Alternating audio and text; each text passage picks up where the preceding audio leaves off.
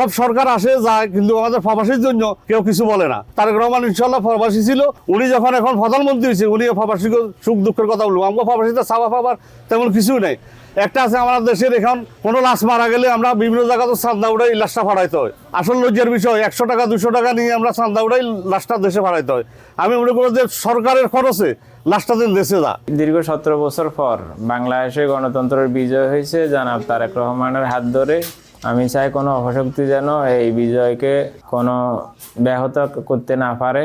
মন্ত্রিসভা গঠনের পর থেকে আমরা প্রবাসীরা আসলেই মনের দিক থেকে শান্তিতে নাই। এই কারণেই নাই যে আমাদের মূল্যায়ন করা হয়নি, অথচ আমরা এই প্রবাসীদের রেমিটেন্স শাটডাউনের কারণে হাসিনা গদি ছাড়তে বাধ্য হয়েছিল। কোনোভাবেই আমাদেরকে মন্ত্রিত্ব বা প্রতিমন্ত্রী পর্যায়ে আমাদের নোয়াখালীর কাউকে রাখা হয়নি। আমাদের 5 জন এমপি 5 জনই যোগ্য। তা আমরা আশা করব জনাব তারেক রহমান সাহেব নোয়াখালীর বিষয়টা বিবেচনা করবেন। আমরা আশাবাদী আমরা যেন নোয়াখালীর অন্তত একজন হলেও আমরা নোয়াখালীর মন্ত্রিত্ব পাই। এবার নগদে পাচ্ছেন হেলিকপ্টার অফার, তাই কেনাকাটার পেমেন্ট নগদে করুন আর বুঝে নিন 2000 টাকারও বেশি ক্যাশব্যাক সহ হেলিকপ্টার রাইড। পেমেন্ট শুরু করুন আজই। সৌদি আরবে সমস্ত গ্রোসারি, রমজান মাস আসলে গ্রোসারি সমস্ত ডিপার্টমেন্ট কিভাবে দাম কমাইতে পারে, কাস্টমারদেরকে কিভাবে সার্ভিস দিতে পারে মুসলমানদেরকে, আর আমাদের দেশে সেটার সম্পূর্ণরূপে উল্টা আমরা দেখছি।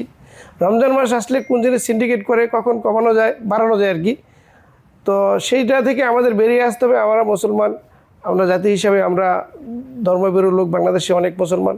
আমাদেরও দাবি প্রত্যাশা আমাদের প্রবাসীদের যাতে ঢাকা এয়ারপোর্টে জিরো টলারেন্স দুর্নীতিমুক্ত হয়, এবং যেই সংস্থাগুলো আমাদের প্রবাসীদের সাথে সম্পৃক্ত, যেমন বাংলাদেশ বিমান, কনসাল জেনারেল, বিভিন্ন অ্যাম্বাসিডার, এই ডিপার্টমেন্টগুলোকে আরও সহজতর করা এবং আমাদের প্রবাসীদের সেবা যাতে আরও সহজে আমরা পাই।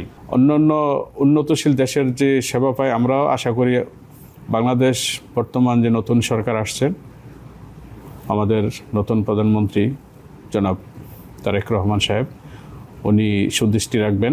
বর্তমান যিনি সরকার প্রধান জনাব তারেক রহমান, ওনার কাছে আমাদের একটি প্রত্যাশা, দেশ চাঁদাবাজবিহীন, দুর্নীতিবিহীন, সুন্দর সুসমৃদ্ধের এক বাংলাদেশ গড়ে উঠবে। স্বপ্নের বাংলাদেশ, জিয়াউর রহমানের বাংলাদেশ।